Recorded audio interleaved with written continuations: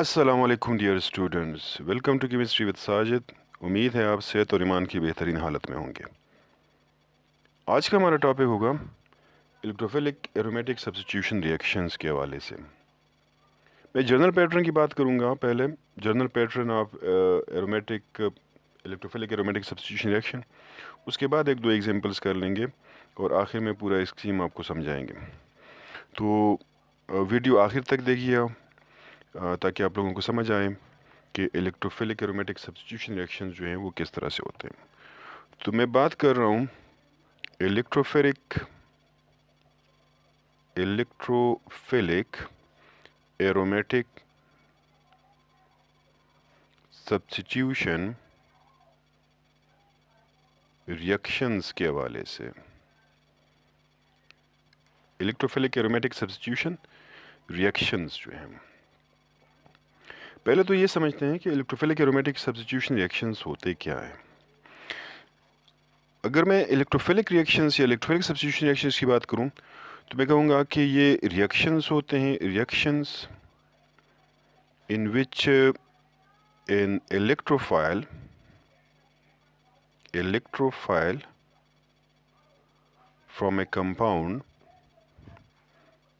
from a compound is replaced by another electrophile, is replaced or substituted by another electrophile। अगर किसी compound में एक electrophile मौजूद है और वो उस इलेक्ट्रोफाइल को एक और इलेक्ट्रोफाइल जो है वो सब्स्टिट्यूट करता है, रिप्लेस करता है, तो इस किस्म के रिएक्शंस को हम कहते हैं इलेक्ट्रोफिलिक सब्स्टिट्यूशन रिएक्शंस कहते हैं। अगर ये इलेक्ट्रोफिलिक सब्स्टिट्यूशन रिएक्शंस जो हैं, if it involves aromatic ring, then such reactions are known as electrophilic aromatic substitution reactions.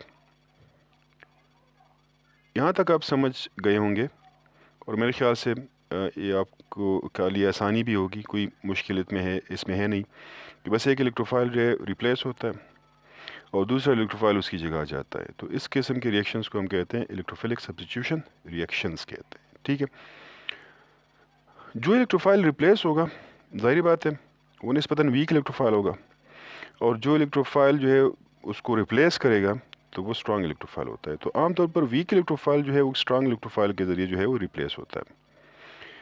Benzene में अगर मैं इलेक्ट्रोफिलिक एरोमेटिक सब्स्टिट्यूशन रिएक्शंस की बात करूं तो बेंजीन में ये होता है कि मैं अगर बेंजीन रिंग लेता हूं, सपोज ये एक बेंजीन रिंग है और इस बेंजीन रिंग के साथ जो है कोई भी इलेक्ट्रोफाइल, अगर मैं इलेक्ट्रोफाइल जर्नल लेता हूं, E+ लेता हूं, इसके साथ ये रिएक्ट करता है तो मेरे पास जो है इस किस्म का कंपाउंड हासिल होगा जिसमें यहाँ पर से एक हाइड्रोजन जो है वो रिप्लेस हो जाता है और उसकी जगह जो है ये इलेक्ट्रोफाइल आ जाता है। तो आपके पास हासिल होता है H+। तो ये E+ जो है बेंजीन से H+ को रिप्लेस करता है। ठीक है ना, इसको मैं कहता हूँ अटैकिंग इलेक्ट्रोफाइल कहता हूँ, अटैकिंग इलेक्ट्रोफाइल। ठीक है ना, ये वाला जो है इसको कहते हैं लीविंग इलेक्ट्रोफाइल होगा क्योंकि ये लेफ्ट कर रहा है, ये निकल रहा है कंपाउंड से। और ये वाला जो है जिस पे अटैक हो रहा है उसको हम क्या कहते हैं, उसको हम कहते हैं सबस्ट्रेट कहते हैं। क्या कहते हैं? सबस्ट्रेट। यानी जिस पे ये पूरा रिएक्शन हो रहा है उसको सबस्ट्रेट कहा जाता है। अब ये एक एग्जांपल हो गया, एक जनरल सी बात हो गई इलेक्ट्रोफिलिक एरोमेटिक सब्स्टिट्यूशन रिएक्शंस के हवाले से। जो general pattern of electrophilic aromatic substitution reactions हैं वो डिस्कस करते हैं थोड़ा सा कि जनरल पैटर्न जो है इलेक्ट्रोफिलिक एरोमेटिक सब्स्टिट्यूशन रिएक्शन का क्या किस तरह से होता है। General pattern of electrophilic aromatic substitution reaction. ठीक है, 3 स्टेप्स होते हैं आपको, आपके पास general pattern of electrophilic aromatic substitution reaction के, बल्कि मैं कहता हूँ कि इलेक्ट्रोफिलिक एरोमेटिक सब्स्टिट्यूशन रिएक्शन के 3 जो है वो बेसिक स्टेप्स होते हैं। तो बेसिक स्टेप्स जो हैं वो कौन कौन से हैं? अच्छा, उससे पहले एक बात समझ लें कि आपके पास बेंजीन में क्या होता है। बेंजीन में आपके पास जो है वो कार्बन एटम्स होते हैं, ठीक है ना। उसके अलावा हाइड्रोजन एटम्स होते हैं। कार्बन कार्बन बॉन्ड होता है आपके पास और कार्बन हाइड्रोजन बॉन्ड होता है।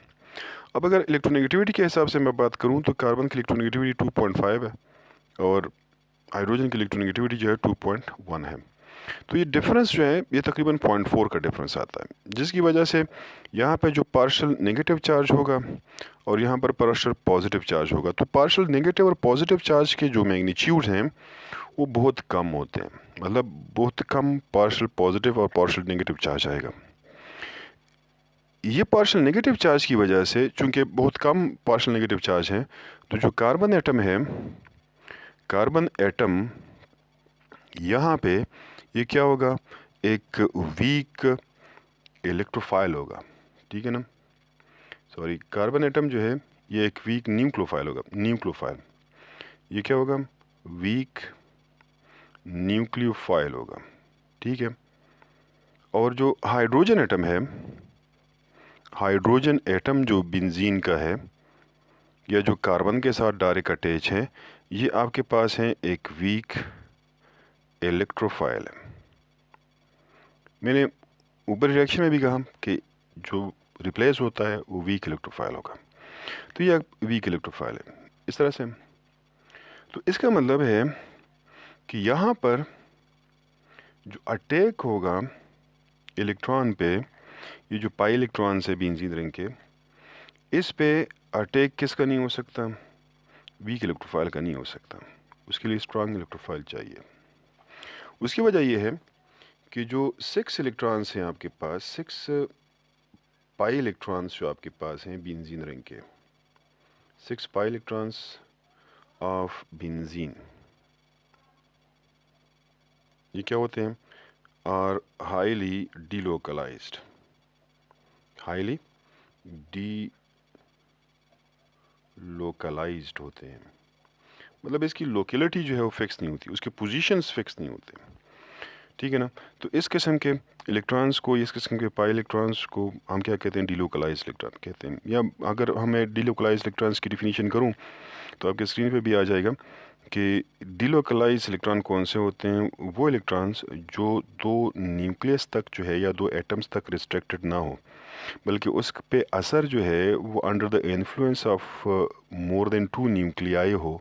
तो इस किस्म के इलेक्ट्रॉन्स को हम कहते हैं डीलोकलाइज्ड इलेक्ट्रॉन्स। और वो इलेक्ट्रॉन्स जो कि सिर्फ दो न्यूक्लियस तक या दो एटम्स तक महदूद हो, उसको कहा जाएगा लोकलाइज्ड इलेक्ट्रॉन्स। तो ये जो 6 पाई इलेक्ट्रॉन्स हैं, चूंकि उसकी लोकेलिटी फिक्स नहीं होती, ये इलेक्ट्रॉन्स यहाँ पर भी आ जाते हैं, ये यहाँ पर आ जाते हैं, यहाँ पर आ जाते हैं, और फिर इस तरह से उसकी पोजीशन चेंज होती है। तो इस वजह से इनको हम कहते हैं डीलोकलाइज्ड इलेक्ट्रॉन्स कहते हैं। अच्छा, तो ये 6 डीलोकलाइज्ड इलेक्ट्रॉन्स हैं। अब ये जो डीलोकलाइज्ड इलेक्ट्रॉन्स हैं, these delocalized electrons, these electrons are not available, these electrons are not available for electrophilic attack। बल्कि यूं कहें कि इलेक्ट्रोफिलिक अटैक क्या, वीक इलेक्ट्रोफिलिक अटैक के लिए ये अवेलेबल नहीं होते, ठीक है ना। वीक इलेक्ट्रोफाइल जो है उस पर अटैक ही नहीं कर सकता। तो इसका मतलब है कि कोई स्ट्रांगर इलेक्ट्रोफाइल जो है वो नीड होगा। We need a strong electrophile here, we need a strong electrophile। हमें किसी strong electrophile की यहाँ पे क्या होगी, ज़रूरत होगी, in order to attack the pi electrons of benzene ring and break the continuous sheet of electronic cloud। तो उसके लिए हमें क्या चाहिए होगा, हमें strong electrophile चाहिए होगा।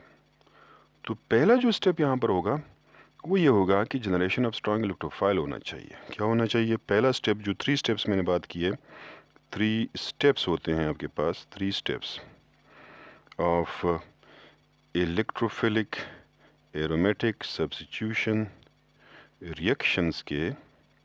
तो वो 3 स्टेप्स में पहला स्टेप क्या होगा, पहला स्टेप होगा जनरेशन ऑफ स्ट्रॉन्ग इलेक्ट्रोफाइल होगा, जनरेशन ऑफ स्ट्रॉन्ग इलेक्ट्रो अच्छा, पहला स्टेप जो मैंने कहा है वो जनरेशन ऑफ स्ट्रॉन्ग इलेक्ट्रोफाइल है, तो स्ट्रॉन्ग इलेक्ट्रोफाइल जनरेट होना चाहिए। अब जनरेशन ऑफ स्ट्रॉन्ग इलेक्ट्रोफाइल के लिए किस चीज़ की ज़रूरत होती है? कैटलिस्ट की ज़रूरत होती है। कैटलिस्ट अमूमन जो इस्तेमाल होते हैं इन किस्म के रिएक्शंस में वो लीविस एसिड्स होते हैं, इलेक्ट्रॉन डिफिशिएंट स्पीशीज़ होते हैं जिसको हम लीविस एसिड कहते हैं, जो इलेक्ट्रॉन पेयर एक्सेप्ट कर सकते हैं। मैं यहाँ पर एक थ्योरेटिकली जो है उसको करता हूँ। मेरे पास अगर है एक रिएजेंट है सपोज़, और वो रिएजेंट है मेरे पास इस तरह से। इस रिएजेंट का एक पार्ट जो है पार्शियल पॉजिटिव है, दूसरा पार्ट जो है वो पार्शियल नेगेटिव है।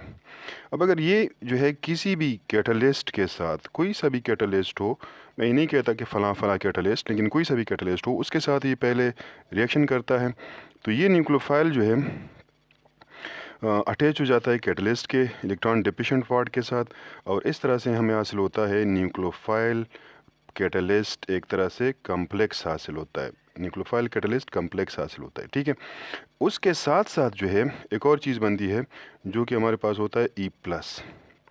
अब ई प्लस जो है क्या है? ये इलेक्ट्रोफाइल हो गया। क्या हो गया? इलेक्ट्रोफाइल। और ये इलेक्ट्रोफाइल जो है ये कौन सा इलेक्ट्रोफाइल है? निस्बतन स्ट्रॉन्ग इलेक्ट्रोफाइल होगा। उसकी वजह ये है कि इस पे कंप्लीट पॉजिटिव चार्ज है, तो कंप्लीट पॉजिटिव चार्ज इलेक्ट्रोफाइल बन गया। यहाँ पर भी इलेक्ट्रोफिलिक पार्ट है, इस रिएजेंट का इलेक्ट्रोफिलिक पार्ट है, लेकिन यहाँ पर अगर आप देखें तो ये इस पे कंप्लीट चार्ज नहीं है, यहाँ पर पार्शियल पॉजिटिव चार्ज है, यहाँ पर इस पे कंप्लीट पॉजिटिव चार्ज है।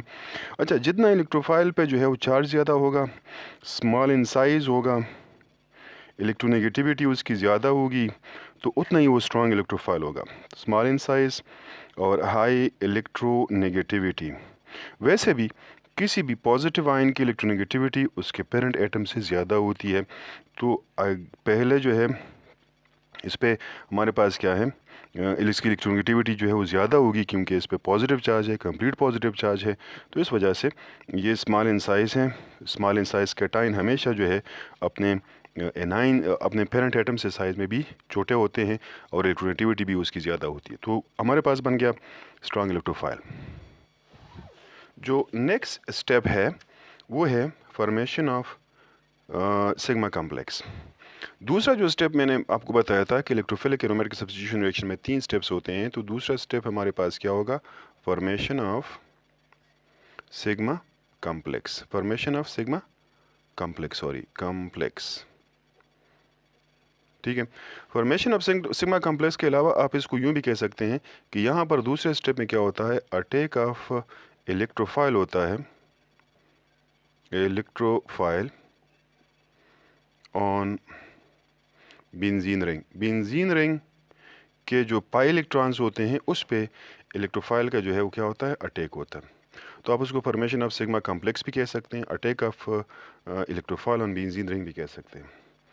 इस सूरत में क्या होता है? इस सूरत में मैं थोड़ा सा इसको यूँ कर लेता हूँ कि मेरे पास ये एक बेंजीन रिंग है, ठीक है ना, यहाँ पर उसके पाई बॉन्ड्स हैं और ये वो इलेक्ट्रोफाइल है जिसका अटैक होना है। अब ये होता है कि चूंकि ये स्ट्रॉन्ग इलेक्ट्रोफाइल है, it can break the continuous sheet of the benzene ring, तो ये इलेक्ट्रोफाइल जो है यहाँ पर आ जाते हैं। यहाँ पर जो है क्या होता है, एक कार्बन एटम अपने दोनों इलेक्ट्रॉन जो है वो फॉरवर्ड कर लेता है और किसके साथ बॉन्ड बनाता है? इलेक्ट्रोफाइल के साथ बॉन्ड बनाता है। तो यहाँ पर आपके पास बॉन्ड बन गया इसके साथ, और इस कार्बन पे क्या होगा? इलेक्ट्रॉन डिफिशिएंसी आपके पास आ जाएगी, इसलिए यहाँ पर क्या होगा? पॉजिटिव चार्ज हो जाएगा। तो ये इस तरह की सिचुएशन जो है हमारे पास आ सकती है। अब चूंकि यहाँ पर एक सिग्मा बॉन्ड बन गया, पाई बॉन्ड ब्रेक हो गया, तो इसलिए इसको मैं कहता हूँ सिग्मा कॉम्प्लेक्स कहता हूँ, क्योंकि इसमें क्या है? पाई बॉन्ड ब्रेक होके सिग्मा बॉन्ड बन गया है, इस वजह से ये है सिग्मा कॉम्प्लेक्स। सिग्मा कॉम्प्लेक्स जो है ये फिर रेजोनेंस स्टेबलाइज होता है, इसके कुछ रेजोनेंस स्ट्रक्चर्स होते हैं सिग्मा कॉम्प्लेक्स। तो मैं ये कह सकता हूँ कि सिग्मा कॉम्प्लेक्स जो है, sigma complex is resonance stabilize. ये रेजोनेंस स्टेबलाइज होता है। इसके 3 रेजोनेंस स्ट्रक्चर्स होते हैं जो कि इस जो पॉजिटिव चार्ज है वो फिर सर्कुलेट करता है, स्प्रेड होता है एक तरह से बेंजीन रिंग पे, और वो रेजोनेंस स्ट्रक्चर्स मैं यहाँ पर ड्रा करने लगा हूँ।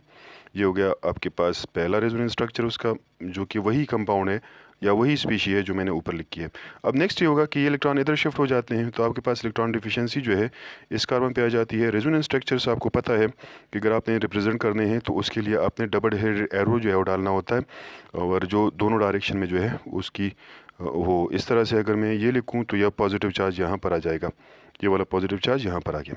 नेक्स्ट ये होता है कि ये इलेक्ट्रॉन इधर शिफ्ट हो जाते हैं तो पॉजिटिव चार्ज इधर शिफ्ट हो जाएगा, तो ये इसका तीसरा जो है और आखिरी रेजोनेंस स्ट्रक्चर हो जाएगा।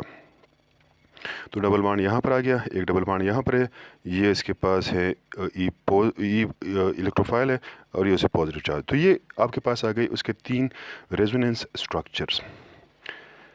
अच्छा, रेजोनेंस स्ट्रक्चर्स जो हैं उसकी वजह से ये सिग्मा कम्प्लेक्स निस्बतन स्टेबल होता है, but it is not as stable as benzene ring. क्योंकि बेंजीन रिंग स्टेबल होता है उसके एरोमेटिक कैरेक्टर्स की वजह से, उसके पाई इलेक्ट्रॉन्स के सर्कुलेशंस की वजह से, continuous sheet of the pi electrons की वजह से। यहाँ पर वो continuous sheet of pi electrons नहीं है, कंजुगेटेड डबल बॉन्ड आता है। मिसाल के तौर पर इस पे डबल कंजुगेटेड बॉन्ड है, यहाँ पर भी कंजुगेटेड बॉन्ड है, यहाँ पर कंजुगेटेड डबल बॉन्ड नहीं है। लिहाजा इन दोनों की निस्बत जो है, इनकी निस्बत ये दोनों जो है वो ज़्यादा स्टेबल होते हैं क्योंकि कंजुगेशन यहाँ पर आ गई है। उसके अलावा ये है कि मैंने जिस तरह कहा कि ठीक है रेजोनेंस स्ट्रक्चर स्टेबिलिटी काज करता है, लेकिन फिर भी ये sigma complex is less stable as compare to what at compares to benzene ring. ठीक है, तो नेक्स्ट स्टेप जो फाइनल स्टेप है उसमें ये करेगा कि ये सिग्मा कम्प्लेक्स वापस अपने उसको क्या नाम है एरोमेटिक कैरेक्टर्स को जो है वो रिस्टोर करने की कोशिश करेगा। तो एरोमेटिक कैरेक्टर्स रिस्टोर होता है, तब ही रिस्टोर होता है जब ये इलेक्ट्रॉन जो है वो प्रोटॉन जो है वो लॉस करते हैं। तो नेक्स्ट स्टेप और फाइनल स्टेप जो है वो उस पर क्या होगा, उस पर होगा डी प्रोटोनेशन होगा। डी प्रोटोनेशन, डी प्रोटोनेशन क्या है? डी प्रोटोनेशन है रिमूवल ऑफ प्रोटॉन, यानी प्रोटॉन जो है वो रिमूव हो जाता है, तो उसको कहते हैं डी प्रोटोनेशन कहते हैं। डी प्रोटोनेशन किसका? वो removal of proton from sigma complex. Sigma complex से जो है वो प्रोटॉन रिमूव होगा। ठीक है, यहाँ पर आ जाते हैं। तो इस तरह से वो उसकी सिचुएशन होगी कि मेरे पास ये आ गया वही सिग्मा कम्प्लेक्स में लिख देता हूँ, ये हो गया सिग्मा कम्प्लेक्स, ये हो गया ई, ये पॉजिटिव चार्ज, यहाँ पर प्रोटॉन मौजूद है पहले से है, हमने वहाँ पर लिखा नहीं है, ज़रूरत नहीं थी वहाँ पर लिखने की। अगर आप वहाँ पर लिखना चाहें तो भी लिख सकते हैं, कोई मसला नहीं होगा उसमें। ये होता है कि ये प्रोटॉन जो है यहाँ पर अपने इलेक्ट्रॉन छोड़ जाता है, तो यहाँ पर डबल बॉन्ड रिस्टोर हो जाता है और हाइड्रोजन आपके पास प्रोटॉन की शक्ल में यानी हाइड्रोजन आयन की शक्ल में जो है वो निकल जाता है। तो इस तरह की सिचुएशन आती है, ये हो जाता है H+। अब ये पूरे उसमें रिएक्शन में अच्छा जो प्रोटॉन लॉस होता है ये अमूमन किसी बेस की तरफ जो है ये लॉस होगा, क्योंकि बेस प्रोटॉन एक्सेप्ट करेगा और या इलेक्ट्रॉन पेयर डोनेट करेगा इसको।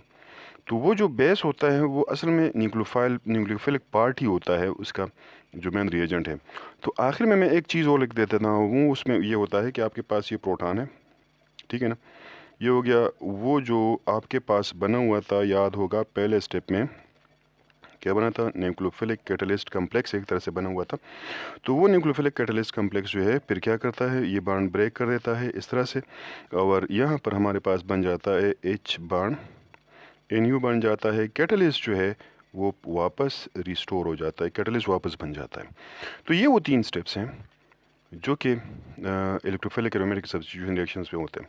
अब तमाम में ये स्टेप्स एक जैसे होते हैं, सिर्फ और सिर्फ फ़र्क किस चीज़ का होता है, फ़र्क जो है वो इलेक्ट्रोफाइल का होता है। मिसाल के तौर पर अगर मैं कहूँ कि आपके पास सल्फोनेशन है, अगर सल्फोनेशन रिएक्शन हो रही है सल्फोनेशन, तो उसमें इलेक्ट्रोफाइल जो है वो क्या होगा, E+ जो है आपके पास होता है HSO3 जो है ये आपके पास होगा HSO3+ होगा, या जो है आपके पास हो सकता है SO3 जो है हो सकता है, यानी सल्फर ट्राइऑक्साइड होगा या HSO3+ होगा। HSO3+ जो है जनरेट किस तरह से होता है उसको अगर आप थोड़ा सा देख लें तो वो कुछ यूँ होता है कि आपके पास एक सल्फ्यूरिक एसिड जो है ये आयोनाइज हो जाता है, ठीक है ना, रिवर्सिबली आयोनाइज होगा तो हाइड्रोजन आयन बनेगा और हाइड्रोजन सल्फेट बन जाएगा।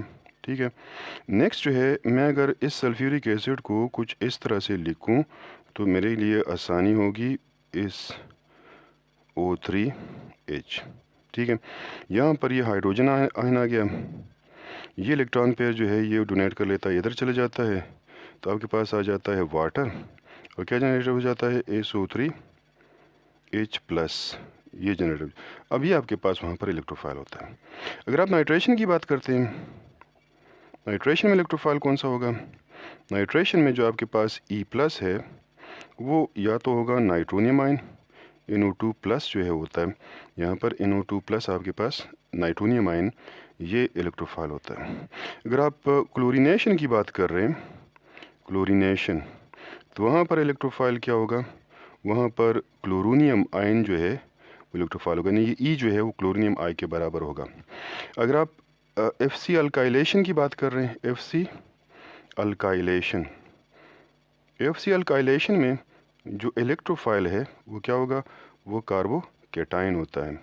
और FC एसाइलेशन में एसिलियम आयन जो है वो होता है FC एसाइलेशन, उसमें इलेक्ट्रोफाइल कौन सा होता है? वो एसिलियम होता है, R bond C double bond O+ जो है ये एसिलियम आयन वहाँ पर होता है। तो ये मैं स्टेप वाइज जो है उसको कर भी देता हूँ, लेकिन फ़िलहाल यहाँ पर आपको ये इलेक्ट्रोफाइल्स का अंदाज़ा हो गया कि इलेक्ट्रोफाइल्स उसमें क्या से होते हैं। अब हम ये भी बात करेंगे कि इलेक्ट्रोफाइल जनरेट किस तरह होते हैं। मैंने सल्फ्यूरिक एसिड में जो सल्फोनेशन में जो इलेक्ट्रोफाइल जनरेट होता है उसकी बात मैंने की है, बाकियों की बात जो है इसमें बाद में बात करते हैं।